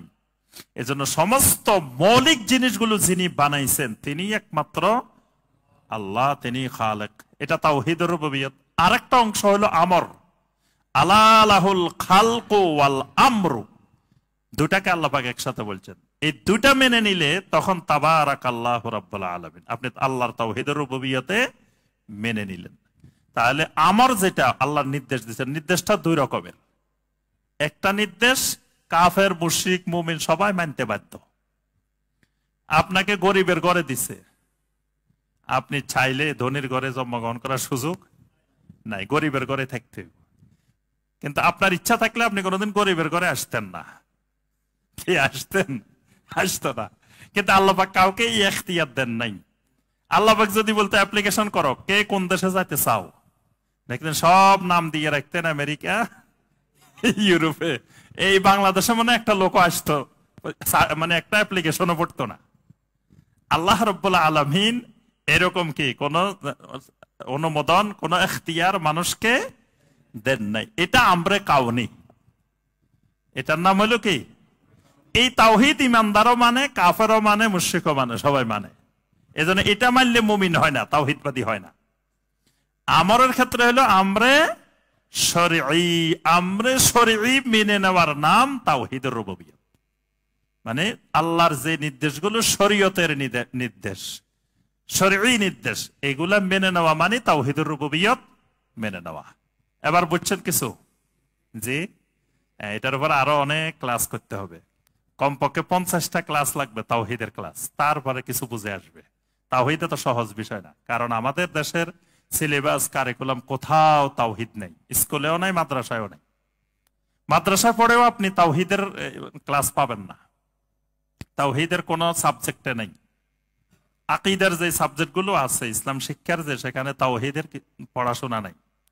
এই জন্য তাওহীদ বুঝতে হইলে আমাদের এই সমাজের জন্য, এই দেশের জন্য অনেক কঠিন জিনিস। আর তাওহীদ নাই, তার অর্থ হলো সেখানে শিরিক বেদাত শক্ত হয়ে বাসা বাঁধবে, তাদের অভয়ারণ্য। তাওহীদ নেই, সেখানে সবসময় শিরিক ঢুকবে, বেদাত ঢুকবে। এই জন্য এই দেশে শিরিককে, বেদাতকে ইবাদত মনে করা হয়, কারণ তারা তাওহীদ বুঝে না। এমনি সবাই তাওহীদি মুসলিম জনতা, সব সর্বস্তরের তাওহীদি মুসলিম জনতা। কিন্তু তাওহীদ কাকে বলে, তাওহীদ কত প্রকার, তাওহীদ কি, কিছুই বুঝে না তাওহীদের। আচ্ছা, এবার আসেন দ্বিতীয় প্রকার তাওহীদের, তাওহীদুল আসমা ওয়াস সিফাত। আল্লাহ রাব্বুল আলামিনের নাম আছে, সিফাত আছে। আমরা যে রবের উপরে ঈমান আনলাম, সেই রবের নামও আছে, সিফাতও আছে। রবের নাম কয়টা? অসংখ্য। তবে আল্লাহ রাব্বুল আলামিন আমাদেরকে জানাইছেন কয়টা? 99টা। তো বাকিগুলা জানালেন না কেন? জি, আপনারা যখন তাওহীদের দাওয়াত দিবেন তখন কেউ প্রশ্ন করবে না, তোমার রবের এত নাম, তো তুমি 99টা জানো, বাকিগুলো জানো না কেন? ওটা জানা নাই কেন তোমার রব? এবার কি বলবেন? না, বলবেন যে আমাদের ব্যাটারিটা ছোট্ট, এই ব্যাটারি দিয়ে বেশি দূর যায় না, পেন্সিল ব্যাটারির লাইট, তো এটা মাইল কত, আপনি এটা দিয়ে যদি 1 মাইল দেখতে চান তো এটা সম্ভব নয়। আল্লাহ সুবহানাহু ওয়া তাআলার নাম যদি সবগুলো আমাদেরকে দিয়ে দিতেন, তা আমাদের বাস্ট হয়ে যেত। এটা মেমোরি কার্ড ছোট, এটাতে বেশি জিবি নেই, অল্প। এটা এই জন্য 99টা আমরা ধারণ করার মতো ক্ষমতা আমাদের ভিতরে আছে। এই জন্য আল্লাহ রাব্বুল আলামিন এই কয়টা জানাইছেন, বাকিগুলো ধারণ করার ক্ষমতা নাই। এই জন্য আল্লাহ সুবহানাহু ওয়া তাআলা আমাদেরকে জানান নাই। এই 99টার নাম সবগুলোই সুন্দর, সুবহানাল্লাহ। ওয়ালিল্লাহিল আসমাউল হুসনা ফাদউহু বিহা। আল্লাহ বলছেন আমার যত নাম আছে সবগুলা হুসনা। আল্লাহর মন্দ কোনো নাম নাই, সব নাম কি? সুন্দর। কিছু কাজ আছে আল্লাহ করেন, কিন্তু আল্লাহ নাম রাখেন নাই। বলতে পারবেন এরকম একটা দুটা? আচ্ছা, আল্লাহ রাব্বুল আলামিন বলছেন ইন্নাহুম ইয়াকিদুনা কাইদা ওয়া আকিদু কাইদা। তারাও আমার নবীর বিরুদ্ধে, দ্বীনের বিরুদ্ধে ষড়যন্ত্র করে, আর আমি আল্লাহ তাদের এই চক্রান্ত নস্যাৎ করে দিই। তাহলে আল্লাহ চক্রান্ত কি করেন? নস্যাৎ করে দেন। ওয়া মাকারু ওয়া মাকার আল্লাহ ওয়াল্লাহু খায়রুল মাকিরিন। তারাও চক্রান্ত করে, ষড়যন্ত্র করে, আল্লাহ সেই ষড়যন্ত্র নস্যাৎ করেন। আচ্ছা, তাহলে আল্লাহ কাফের মুশরিকের চক্রান্তটা নস্যাৎ করেন না? কিন্তু আল্লাহর নামের মধ্যে দেখবেন এরকম নাম নাই যে চক্রান্ত নস্যাৎকারী, এই নাম নাই। কেন? নামটা শুনতে ভালো দেখা যায় না, সুন্দর দেখা যায় না। আল্লাহ বলছে ওয়ালিল্লাহিল আসমাউল হুসনা, আল্লাহর নাম সব সুন্দর, এই নামটা দেখতে সুন্দর দেখা যায় না, এই জন্য আল্লাহ নাম রাখেন নাই। কাজ করেন কিন্তু নাম রাখেন নাই। তারপরে মুনাফিকদের ব্যাপারে আল্লাহ বলছেন ইউখাদিউন আল্লাহ ওয়া হুয়া খাদিউহুম, মুনাফিকরা আল্লাহকে ধোঁকা দেয়। আল্লাহ কি করেন? আল্লাহ তাদের ধোঁকার বিপরীতে তাদেরকে আল্লাহ মানে ধোঁকার মধ্যে নিপতিত করেন। এই যে ধোঁকার মধ্যে নিপতিত করেন, খাদিউহুম, কিন্তু আল্লাহর নাম কিন্তু মুখাদে, এই নাম নাই। এরকম আরো অনেকগুলা কাজ আল্লাহ করেন কিন্তু নাম নাই। কারণ কি, কেন নাই? ওয়ালিল্লাহিল আসমাউল হুসনা। আচ্ছা, বিবাহিত ব্যক্তি জিনা করলে তার শাস্তি কি? জি হ্যাঁ, মানে তাকে পাথর মেরে হত্যা করা। এটা কিন্তু কোরআনে আয়াতটা নাই, এটা কিন্তু কোরআনের আয়াত, কিন্তু কোরআনে নাই, মানসুখ হয় নাই। মানে তেলাওয়াত মানসুখ হয়েছে কিন্তু হুকুম মানসুখ হয় নাই। আশ-শাইখু ওয়াশ-শাইখাতু ইযা জানায়া ফারজুমুহুমা নাকালাম মিনাল্লাহ, বিবাহিত পুরুষ বিবাহিত নারী যদি জিনা করে তাদেরকে আল্লাহর পক্ষ থেকে শাস্তি হলো রজম করো, ফারজুমুহুমা। আচ্ছা, তো এখন রজম করবেন, তা আয়াতটা কোরআনে নাই কেন? কি কিছু বলতে পারবেন কেন নাই? আল্লাহর বান্দারা, ইমানদাররা এই আয়াত তেলাওয়াত করবে, এটা আল্লাহ পছন্দ করেন নাই। মানে এটা এত অশ্লীল কাজ, এত খারাপ কাজ, সেটা আবার ইমানদাররা কোরআনে তেলাওয়াত করবে, এটা আল্লাহ পছন্দ করেন নাই। এই জন্য আল্লাহ সুবহানাহু ওয়া তাআলা তেলাওয়াত মানসুখ করে দিয়েছেন কিন্তু হুকুম বহাল রাখছেন।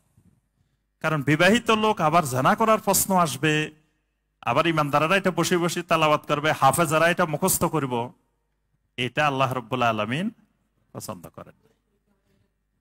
এই কারণে এটা কোরআনের নাই, তেলাওয়াত নাই, কিন্তু হুকুম আছে, হুকুম বহাল আছে। নবী সাল্লাল্লাহু আলাইহি ওয়াসাল্লাম বলে দিয়েছেন এটার হুকুম বহাল। আচ্ছা, এবার আসেন, তাহলে আল্লাহর নামগুলো সব কি সুন্দর। আল্লাহর অনেকগুলো সিফাত আছে, আল্লাহর এই সিফাত গুলাও সব সুন্দর।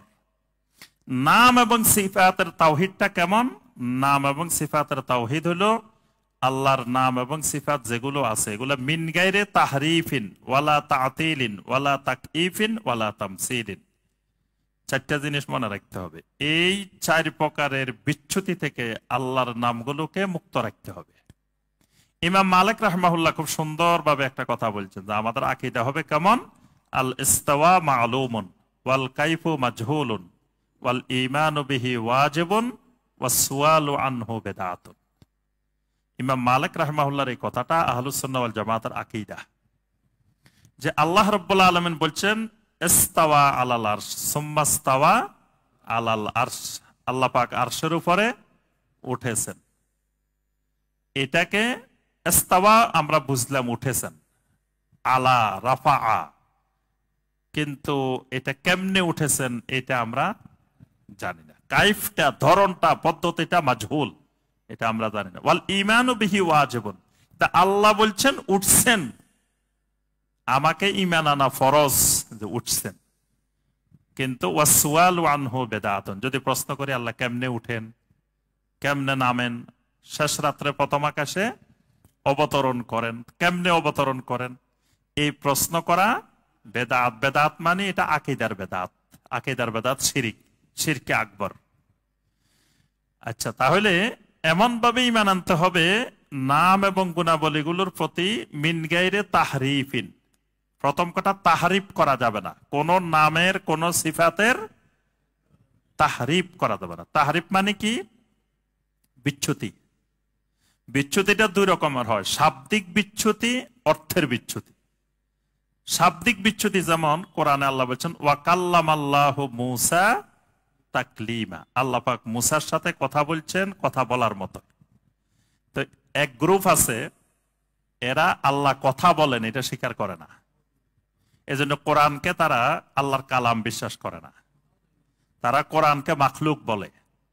আমাদের আকীদা হলো কোরআন কালামুল্লাহ, আল্লাহর কালাম, আল্লাহ পাক কথা বলেন, কথা বলা আল্লাহর সিফাত। তারা বলে যে আল্লাহ যদি কথা বলেন সাব্যস্ত করতে হয়, তো কথা বলতে তো অঙ্গ সাব্যস্ত করতে হয়, কথা বলে মুখ দিয়ে, কথা বলতে হলে বডি লাগে। তাহলে আল্লাহর কি মুখ আছে নাকি, আল্লাহর কি আবার বডি আছে নাকি? তাহলে এ তো শিরিক হয়ে যাবে। এজন্য আল্লাহকে কথা মুক্ত বানাই ফেলছে, বোবা বানাই ফেলছে, আল্লাহ কোনো কথা বলেন না। এখন কোরআনে আল্লাহ বলছে কথা বলেন, তারা আবার কি করছে? শাব্দিক বিচ্যুতি করছে। কোরআনের আয়াত হলো ওয়াকাল্লামাল্লাহু মূসা তাকলিমা, তারা বানাইছে ওয়াকাল্লামাল্লাহা মূসা তাকলিমা, মানে কাল্লামাল্লাহুর জায়গায় হা বানাইছে। হা দিলে অর্থ হবে কি? মূসা আল্লাহর সাথে কথা বলার মতো কথা বলছে। আর কাল্লামাল্লাহু দিলে আল্লাহ মূসার সাথে কথা বলার মতো কথা বলছে। কথা বুঝে আসছে? এই যে বিচ্যুতিটা করছে এটা হলো লফজি, মানে শাব্দিক বিচ্যুতি। এটাও শিরিক, তাওহীদ পরিপন্থী। আবার অর্থের বিচ্যুতি, অর্থের বিচ্যুতি যেমন আল্লাহ রাব্বুল আলামিন সূরা আজ-জুমারের 53 নম্বর আয়াতে বলেন কুল ইয়া ইবাদি, রাসূল আপনি বলুন হে আমার বান্দাগণ। এখানে আল্লাহ পাক বান্দা বলছেন কাদেরকে? মানে কাদেরকে, কার বান্দা বলছেন? আল্লাহ সুবহানাহু ওয়া তাআলার বান্দা। কিন্তু অর্থের বিচ্যুতি, যে এটা দিয়ে দলিল দেওয়া যে মুহাম্মদ সাল্লাল্লাহু আলাইহি ওয়াসাল্লামের গোলাম। কি কথা বুঝেন নাই? মানে আমাদের দেশের কেউ কেউ বলে আমি মুহাম্মদের গোলাম, আমি নবীর গোলাম, রাসূলের গোলাম, এরকম বলে না? এটা কি তাওহীদ না শিরক? শিরক। আবার দলিল দিচ্ছে কি দিয়ে? কোরআনের আয়াত দিয়ে। শিরকের দলিল কোরআনের আয়াত। তো কোরআনে কি শিরকের দলিল আছে? তো দলিল দিল কেমনে? তাহরিফে মানবী। এটা হলো অর্থের বিচ্যুতি। আল্লাহর নাম গুণাবলীর ক্ষেত্রে অর্থের বিচ্যুতি থেকে মুক্ত থাকতে হবে, শাব্দিক আর্থিক। আরেকটা হলো তামসিল, তাতিল। তাতিল মানে আচ্ছা আরেকটা জিনিস দেখেন, হাত কয় আল্লাহর কুদরতি হাত, তারপরে কয় আল্লাহর কুদরতি পায়ে সাজদা করতেছি আমরা। তাই এটা অর্থের বিচ্যুতি। আয়াতের মধ্যে কি আল্লাহর কুদরতি আছে? যেখানে হাত আছে সেখানে ইয়াদ আছে, ইয়াদিল কুদরা এটা নাই। তো কুদরত বাড়াইলেন কোথা থেকে? শাব্দিক ভাবে একটা, অর্থের মধ্যে আরেকটা। দেখবেন হাদিসের মধ্যে আছে ক্বালা রাসূলুল্লাহ সাল্লাল্লাহু আলাইহি ওয়াসাল্লাম, এটার বাংলা কি? রাসূলুল্লাহ সাল্লাল্লাহু আলাইহি ওয়াসাল্লাম বলেছেন। কিন্তু আমাদের দেশে দেখবেন অনুবাদের মধ্যে লেখা আছে হুজুরে পাক সাল্লাল্লাহু আলাইহি ওয়াসাল্লাম ফরমাইয়াছেন। তা আরবিতে কি আছে? ক্বালা হুজুরে পাক সাল্লাল্লাহু আলাইহি ওয়াসাল্লাম। আরবিতে আছে রাসূলুল্লাহ সাল্লাল্লাহু আলাইহি ওয়াসাল্লাম, বাংলায় করছে হুজুরে পাক সাল্লাল্লাহু আলাইহি ওয়াসাল্লাম ফরমাইয়াছেন। এটা অর্থের বিচ্যুতি, তাহরিফে মানবী। আচ্ছা এবার আসেন আরেকটা তাতিল।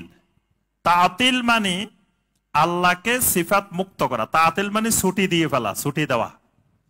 মানে ছাত্রছাত্রীদেরকে আমরা ছুটি দিই না, বা আজকে সাপ্তাহিক ছুটির দিন, ইয়াউমুল উতলা, ছুটির দিন। তো তাতিল মানে আল্লাহরে ছুটি দিয়ে দেওয়া। আল্লাহকে কি রকম ছুটি? মানে আল্লাহর যত সিফাত আছে এগুলা থেকে আল্লাহকে মুক্ত করে ফেলা। যে আল্লাহ রাব্বুল আলামিন হাতের কথা বলছেন, না না না, আল্লাহর আবার হাত হয় কেমনে? তো এখানে আপনি হাত বলার সাথে সাথে কল্পনা করে ফেলছেন মানুষের দিকে। মানে যে অস্বীকার করলো সেই মূলত আল্লাহকে মানুষের সাথে মিলানোর দিকে তার মন আগে চলে গেছে। না হয় হাত অস্বীকার করছে কেন? অস্বীকার করার কারণ হলো সে বুঝতেছে হাত মানি তো এরকমই, তা আল্লাহর আবার এরকম হাত হয় কেমনে? তাহলে সে আল্লাহর হাত শোনার সাথে সাথে প্রথমে মানুষের দিকে, মাখলুকের দিকে সে চলে গেছে, তার চিন্তাটা ফিকিরটা। তারপরে সে অস্বীকার করে। এজন্য যারা আল্লাহর সিফাত অস্বীকার করে তারা আগে মুজাসসিমা, তারপরে মুআত্তিলা। কথাটা বুঝে আসছে? মানে আগে শোনার সাথে সাথে সে আল্লাহকে মানুষের দিকে কল্পনা করে আকৃতির সাথে, তারপরে অস্বীকার করে। কারণ মানুষের দিকে কল্পনা না করলে তো সে অস্বীকার করার কথা না। আল্লাহর হাত আল্লাহর মতো, আল্লাহ জানেন এটা কেমন, তাহলে তার অস্বীকার করার প্রশ্ন নাই। তো সে অস্বীকার করছে কেন? সে মানুষের মতো মনে করতেছে, এজন্য অস্বীকার করছে। এজন্য আল্লাহর কোন সিফাতকে মুক্ত করা যাবে না, এটাও তাওহীদ পরিপন্থী। আল্লাহর কোন সিফাতের তাকইফ, ধরন পদ্ধতি নির্ধারণ করা যাবে না। আল্লাহ অবতরণ করেন আল্লাহর মতো, আল্লাহ শোনেন শোনার মতো। আল্লাহর যা সিফাত, সমস্ত সিফাত একমাত্র আল্লাহর মতো। আরেকটা হলো তামসিল, আল্লাহর সাথে কোনো মাসাল দেওয়া যাবে না। আল্লাহ রাব্বুল আলামিনের সাথে কোনো মাসাল, দৃষ্টান্ত যে আল্লাহ নামেন, এখন আমি দেখাইলাম আপনাদেরকে আল্লাহ এইভাবে নামেন, আল্লাহর সাথে মাসাল দিয়ে দিলাম, আল্লাহ কেমনে নামেন আমি কেমনে জানি? জি। আবার তখন আপনি দেখাইবেন আল্লাহ এমনে নামেন, এমনি উঠেন। এবার নাস্তিক প্রশ্ন করবে, তো শেষ রাত্রে আল্লাহ প্রথম আকাশে নামেন, তো শেষ রাত্র তো 24 ঘন্টাই থাকে, 24 ঘন্টা শেষ রাত থাকে না? পৃথিবীর এক জায়গায় না এক জায়গায় শেষ রাখা, তা আল্লাহ তো আর আরশে উঠার সুযোগ পায় না, আল্লাহ তো তাহলে 24 ঘন্টা প্রথম আকাশে থাকেন। তুমি কইতেছো আবার আল্লাহ আরশে উঠছেন, তাই তোমার কথার সাথে তো মিলে নাই। কি এটা প্রশ্ন হইতে পারে না? এই জন্য এসব প্রশ্নই ওয়াসওয়ালু আনহু বেদাতুন, এটাই ঈমান হারানোর মাধ্যম। এই জন্য এটা হলো তাওহীদুল আসমা ওয়া সিফাত। এবার আসেন তাওহীদুল উলুহিয়া। তাওহীদুল উলুহিয়ার সংক্ষেপে আলোচনা করে আমরা শেষ করে দেব ইনশাআল্লাহ। তাওহীদুল উলুহিয়া, তাওহীদুল উলুহিয়াটা হলো ফাহুয়াল ঈমান বিআন্নাল্লাহ সুবহানাহু হুয়াল মা'বুদু বিহাক্কিন লা শারীকা লাহু ফি যালিক। আল্লাহর উপরে এমন ভাবে ঈমান আনা যে তিনি একমাত্র সত্য হক মা'বুদ।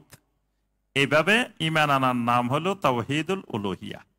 অর্থাৎ লা ইলাহা ইল্লাল্লাহর অর্থ হবে লা মা'বুদা বিহাক্কিন ইল্লাল্লাহ। আচ্ছা, আমি যদি বলি আল্লাহ ছাড়া কোনো মা'বুদ নাই, অসুবিধা কি? এটা ঠিক আছে, আল্লাহ ছাড়া কোনো মা'বুদ নাই। জি না, প্রথম কথা হলো আমি একটা একটা বলেন। আমি বললাম যে আল্লাহ ছাড়া কোনো মা'বুদ নাই, এটা ঠিক আছে কিনা? কেন নাই? জি হ্যাঁ। এবং এই যে শেখ সালেহ আল ফাওজান হাফেজাহুল্লাহর যে মানহাজ বই আছে না, এই মানহাজ বই পড়ছেন? কি পড়ছেন মানহাজ? পড়েন নাই, তাহলে এখনো সহিহ আকীদার দ্বারে কাছেও আসেন নাই। এমনি হয়তো বলতেছেন যে আমি সহিহ আকীদার, কিন্তু সহিহ আকীদার এখনো কিছুই বুঝেন নাই, অনেক দূরে রয়ে গেছেন। এই মানহাজ বইটা পড়তে হবে। আকীদার চেয়ে বর্তমান জামানায় মানহাজের গুরুত্ব আরো বেশি। কারণ আকীদা অনেকের বিশুদ্ধ হইতে পারে, কিন্তু মানহাজ বিশুদ্ধ করা অনেক কঠিন। তো মানহাজ কিছু বুঝতে হলে ওই বইটা পড়া লাগবে বাংলা ভাষায়। তো সেখানে শেখ সালেহ আল ফাওজান হাফেজাহুল্লাহ এই কালেমার অনেকগুলা অর্থ দেখাইছেন, যে পৃথিবীতে মানুষ কালেমার কয়েক ধরনের অর্থ করে। তো একটা অর্থ করে যে আল্লাহ ছাড়া কোনো মা'বুদ নাই। এই অর্থ করলে সে তাওহীদবাদী হয় নাই। কেন? সে বলতেছে আল্লাহ ছাড়া কোনো মা'বুদ নাই। তার অর্থ হলো পৃথিবীতে যত মা'বুদ আছে সমস্ত মা'বুদ এই আল্লাহ। কথাটা বুঝছেন?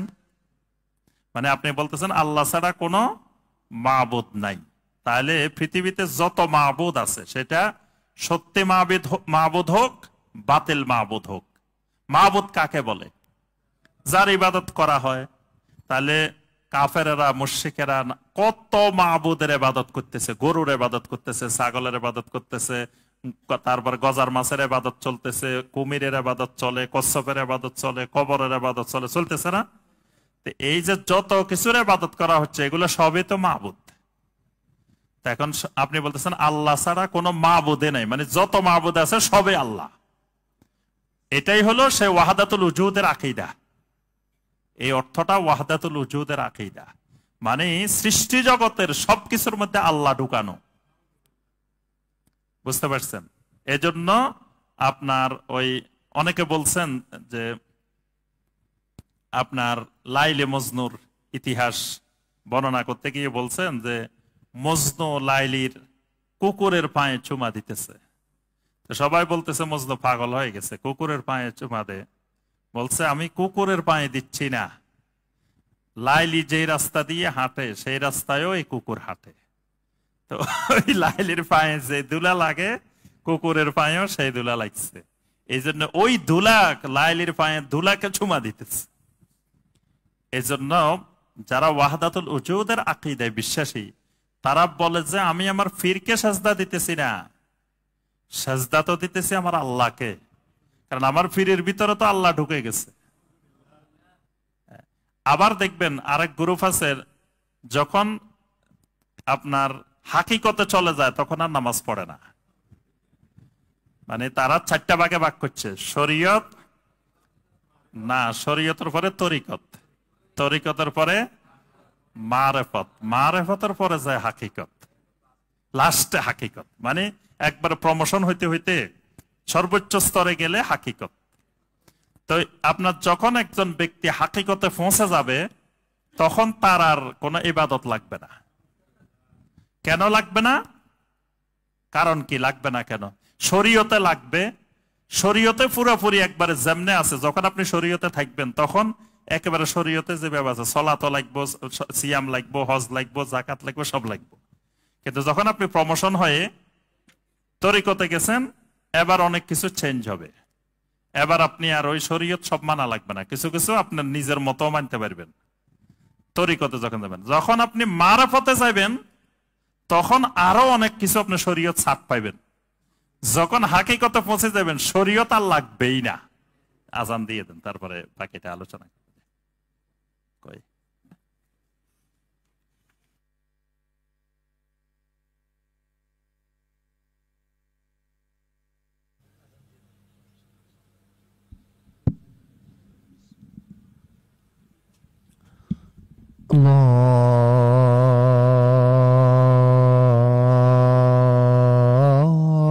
আল্লাহু আকবার, আল্লাহু আকবার,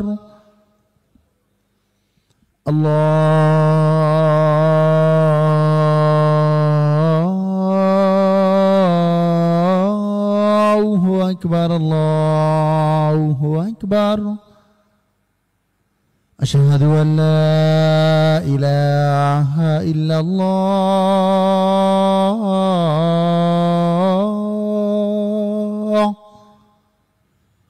أشهد أن لا إله إلا الله.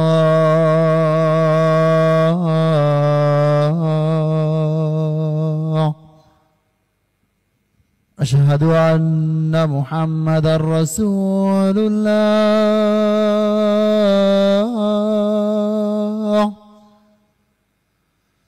أشهد أن محمدا رسول الله.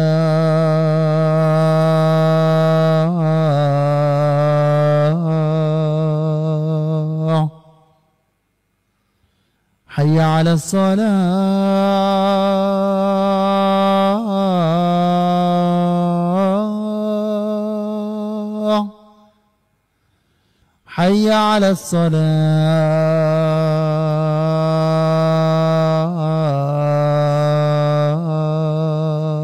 الصلاة. حي على الفلاح.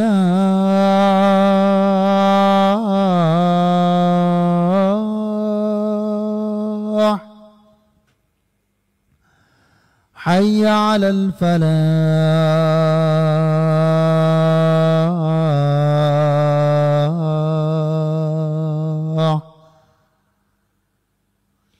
الله أكبر، الله أكبر.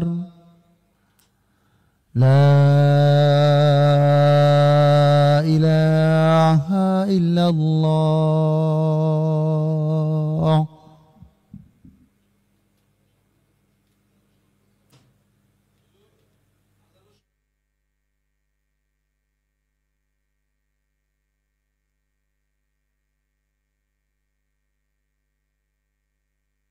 যে বিষয়টি বলছিলাম আসছে, আওয়াজ আসছে? জি, তো বলছি যে হাকিকতে গেলে আর শরীয়তের শরীয়ী কোনো ইবাদত বন্দেগী লাগে না। কেন লাগে না? কারণ আপনার তখন আনা হুয়া ওয়া হুয়া আনা, এটা একটা সুফিবাদের গুরুত্বপূর্ণ পরিভাষা। এটা হলো আনা হুয়া ওয়া হুয়া আনা, মানে আমি সে, সে আমি। বুঝতে পারছেন? আপনার ইয়াজিদ আল বেস্তামি, তারপরে আপনার ইবনুল আরাবি, তারপরে এরকম আরো যারা এই সুফিবাদের ফর্মুলাগুলো আবিষ্কার করেছেন, তারা এই সূত্রের আবিষ্কারক। তারা বলছে যখন হাকিকতে পৌঁছে যায় তখন আনা হুয়া ও হুয়া আনা, আমি সে, সে আমি, মানে আমি আল্লাহ, আল্লাহ আমি। তাহলে সে ইবাদত করবে আর কার? সে তো এখন নিজেই আল্লাহ। তাহলে এতদিন সে আল্লাহ হয় নাই, এতদিন সে মাখলুক ছিল, গোলাম ছিল, এই জন্য তার ইবাদত লাগছে। তাই ইবাদত করতে করতে সে এমন স্তরে চলে গেছে, এখন সে তার ভিতরে আল্লাহ, আল্লাহর ভিতরে সে, তো সে ইবাদত করবে কার? এই জন্য যে হাকিকতে পৌঁছে গেছে তারা বলে যে তাকে সেজদা করলে শিরিক হয় না, অন্য মানুষকে সেজদা করলে শিরিক হয়। এই জন্য দেখবেন যারা মাজারে সেজদা দেয়, কবরে সেজদা দেয়, এরা সবাইকে গড়ে সেজদা দেয় না, সবাইকে গড়ে সেজদা দেয় না, সেজদা দিচ্ছে কাকে? ওই কবরে বা তার পীর সাহেবকে। কেন? যাকে সেজদা দিচ্ছে সে হাকিকতে পৌঁছে গেছে। এই জন্য হাকিকতে পৌঁছার পরে মানে সে আল্লাহ, আল্লাহর পর্যায়ে পৌঁছে গেছে। এখন তাকে সেজদা দিলে এটা তাজিমি সেজদা, এটা ইবাদতের সেজদা না।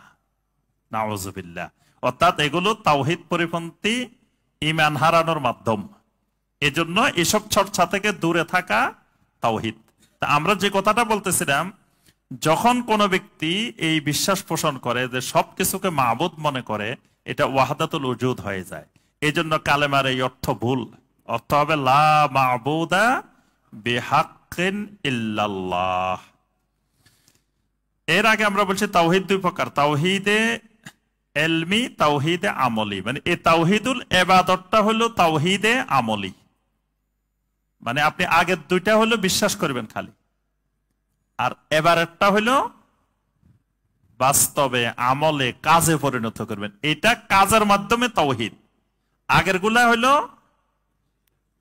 বিশ্বাসের মাধ্যমে, আগের গুলো বিশ্বাসের মাধ্যমে আপনার তাওহীদ হয়েছে। এবারের এটা তাওহীদ হবে আমলের মাধ্যমে। এখন যে তাওহীদুর রুবুবিয়্যাত সব বিশ্বাস করছে, আসমা ওয়া সিফাত বিশ্বাস করছে, কিন্তু নামাজ পড়ে না, তাহলে এই লোক কি তাওহীদুল ইবাদা বিশ্বাস করছে? না।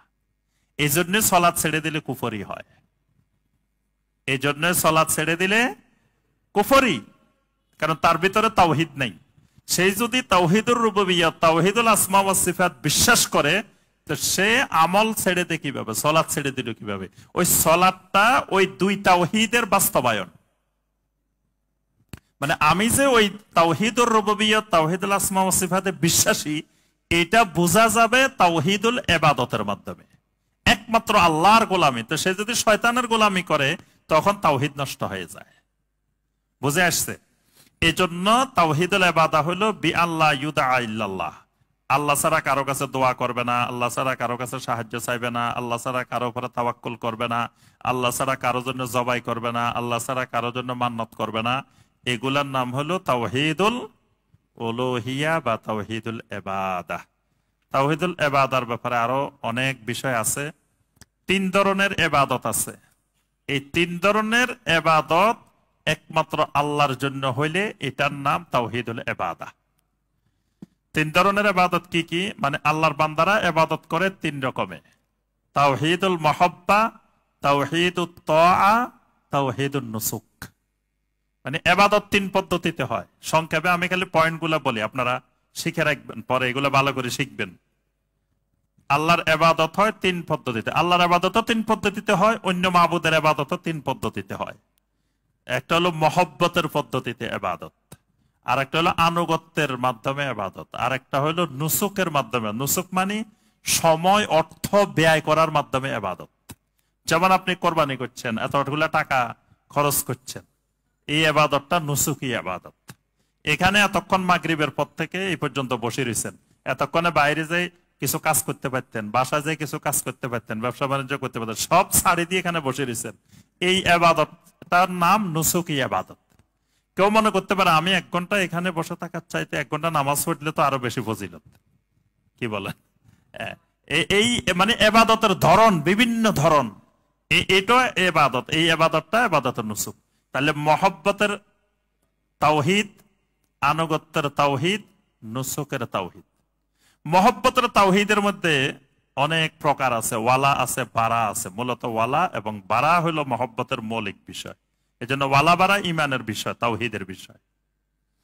আর আনুগত্যের মধ্যে 3টা বিষয়: হুকুম, তাহাকুম, তাহকিব। এটা এখন ব্যাখ্যা করার সময় নেই। এটা হলো আনুগত্যের তাওহীদ। হুকুম তাহাকুম তাহকুম মানে আইন বিধিবিধানও একমাত্র আল্লাহর, পরস্পরের মধ্যে কোনো বিরোধ দেখা দিলে এই বিরোধের ফয়সালাও আল্লাহর, যার কাছ থেকে ফয়সালা নেওয়া হবে তিনিও হবে আল্লাহর নিয়ন্ত্রিত ফয়সালাকারী। এটারে বলে হুকুম তাহাকুম তাহকিম। তিনটা আল্লাহর হইলে তখন তাওহীদ আছে, তিনটা আল্লাহর না হইলে তাওহীদ নেই। মুনাফিকেরা কোন বিরোধ বাঁধলে আল্লাহ রাসূলের কাছে বিচারের জন্য আসতো না। ইহুদিরা বিচারের জন্য আসতো, কিন্তু মুনাফিকেরা আসতো না। এই জন্য এটা তাওহীদ পরিপন্থী। এখানে আরো অনেক আয়াত আছে, হাদিস আছে। আর সর্বশেষ যেটা তাওহীদুন নুসুক, নুসুক হলো মানে ইন্না সলাতি ওয়া নুসুকি ওয়া মাহইয়ায়া ওয়া মামাতি লিল্লাহি রাব্বিল আলামিন। এখানে আল্লাহ পাক ইন্না সলাতি ওয়া নুসুকি বলছেন।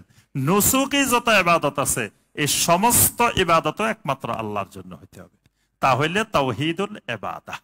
এই তিন প্রকারের তাওহীদ মিলে তাওহীদুর রুবুবিয়্যাহ, তাওহীদুল আসমা ওয়া সিফাত, আরেকটা তাওহীদুল উলুহিয়্যাহ। তিন প্রকারের তাওহীদ মিলে পরিপূর্ণ তাওহীদ। আল্লাহ পাক আমাদেরকে তাওহীদ বুঝার, তাওহীদ মানার, তাওহীদের উপর ইস্তেকামত থাকার, তাওহীদ নিয়ে কবরে যাওয়ার আল্লাহ পাক তৌফিক দান করুন। আল্লাহ পাক আমাদের সবাইকে আহলুত তাওহীদ বানিয়ে দিন।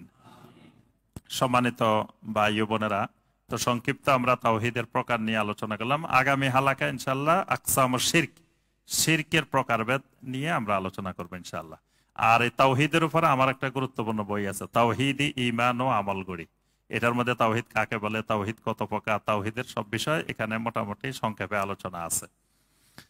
আসমা এবং সিফাতের মধ্যে পার্থক্য কি? আসমা এবং সিফাতের মধ্যে পার্থক্য হলো প্রত্যেকটি আসমার মধ্যে সিফাত লুকায়িত আছে, কিন্তু প্রত্যেকটি সিফাত আসমা না। এই সূত্র মনে রাখলে বোঝা সহজ। মানে প্রত্যেকটি নামের মধ্যে আল্লাহর সিফাত আছে, আবার প্রত্যেক সিফাতের মধ্যে আল্লাহর নাম নাই। একটু আগে বলছি না, ওই যে আল্লাহ ষড়যন্ত্র মোকাবেলা করেন, কিন্তু আল্লাহর নাম কিন্তু ষড়যন্ত্র মোকাবেলাকারী এটা নাই, প্রতিহতকারী এটা নাই।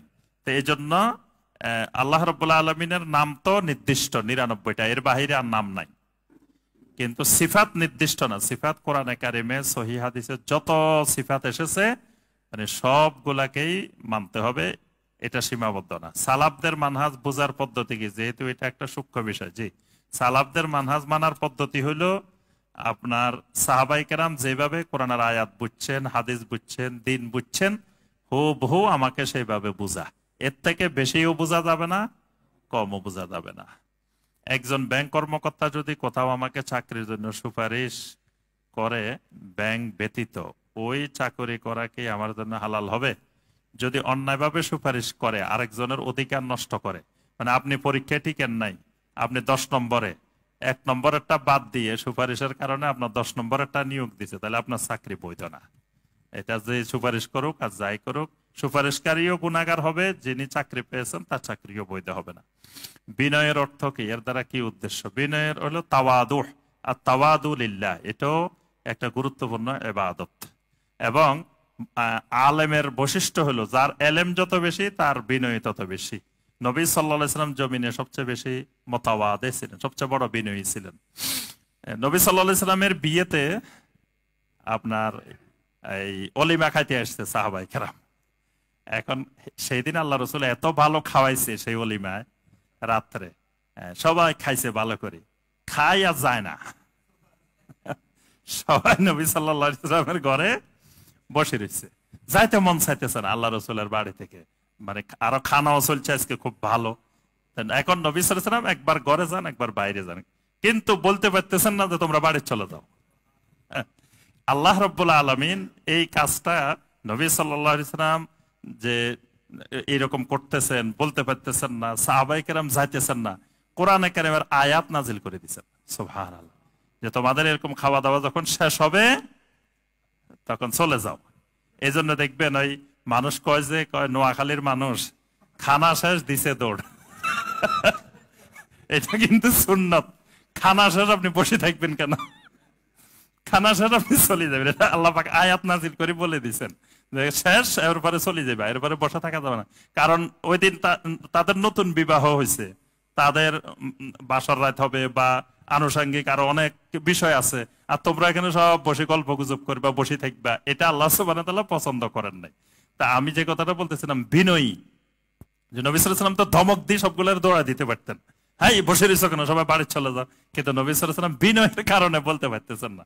প্রত্যেকটি ভুল আকীদায় কি ঈমান বিনষ্টকারী। যদি আকীদার পর্যায়টা এমন হয় যেটা আকীদাটা ফরজ, বিশ্বাস করা ফরজ, তাহলে সেটা ভুল হইলে অবশ্যই সেটা ঈমান বিনষ্ট করে। ফরজ ওয়াজিবের মাঝে কি পার্থক্য আছে? দুটোকে একই। অনেক আহলুল ইলমেরা ফরজ ওয়াজিব ভাগ করেন নাই, দুটাকে এক রাখছেন, মানে ওয়াজিব রাখেন নাই, ফরজ অথবা সুন্নত, মাঝখানে ওয়াজিব অনেক ফকিহদের মতে নাই। আর বিশেষ করে হানাফি ফকিহরা ভাগ করছেন, ভাগ করার সূত্র ধরছেন তারা, যেটা কোরআনে কারিমের সরাসরি আছে এটা ফরজ, আর যেটা হাদিস দ্বারা সাব্যস্ত হয়েছে গুরুত্বপূর্ণ, কোরআনে নাই, এটা ওয়াজিব। আবার তাদের মতে ওয়াজিব অস্বীকার করলে কাফের হবে না, ফরজ অস্বীকার করলে কাফের হয়ে যাবে। কিছু পার্থক্য এই দুইয়ের মধ্যে আছে। আবার ফরজ তরক হইলে এবাদত বাতিল, ওয়াজিব তরক হইলে আপনার সৌসাজদা দেওয়া যায়, তারপরে আপনার দম দেওয়া যায়, এগুলোর মাধ্যমে কাফারা হয়। যে সময় শেষ, এই দুইটা সংক্ষেপে বলে দিই। জুমার খুতবার সময় নোট করা যাবে কি? যখন বাংলায় খুতবা হয়, প্রয়োজনে ডিস্টার্ব না হইলে করা যাবে। মানে আমি খুতবা মনোযোগ দিয়ে শুনলাম, মনে রাখার জন্য দুই একটা বিষয় লিখে রাখলাম, এরকম লেখা যাবে। সাহাবীদের মধ্যে যে সাহাবী জিহাদের ময়দানে নিজে আত্মহত্যা করেন, তিনি কি জান্নাতি? না, নিজে আত্মহত্যা করলে জান্নাতি না। এরকম একজন কোশ্চেন, নবী সাল্লাল্লাহু আলাইহি ওয়াসাল্লাম বলছেন হুয়া মিন আহলিন নার। রাসূল সাল্লাল্লাহু আলাইহি ওয়াসাল্লামের উসিলায় দোয়া করা যাবে কি? ইমাম আবু হানিফা রাহমাতুল্লাহ আলাইহি সহ জমহুর আহলুল ইলমদের মতে নবী সাল্লাল্লাহু আলাইহি ওয়াসাল্লামের উসিলায় দোয়া করা যাবে না। কেউ কেউ বলছেন করা যাবে, কিন্তু জমহুরদের মত হলো নবী সাল্লাল্লাহু আলাইহি ওয়াসাল্লামের উসিলা দিয়েও দোয়া করা যাবে না। যে আশা করে আমরা বুঝতে পেরেছি। সুবহানাকা আল্লাহুম্মা বিহামদিকা।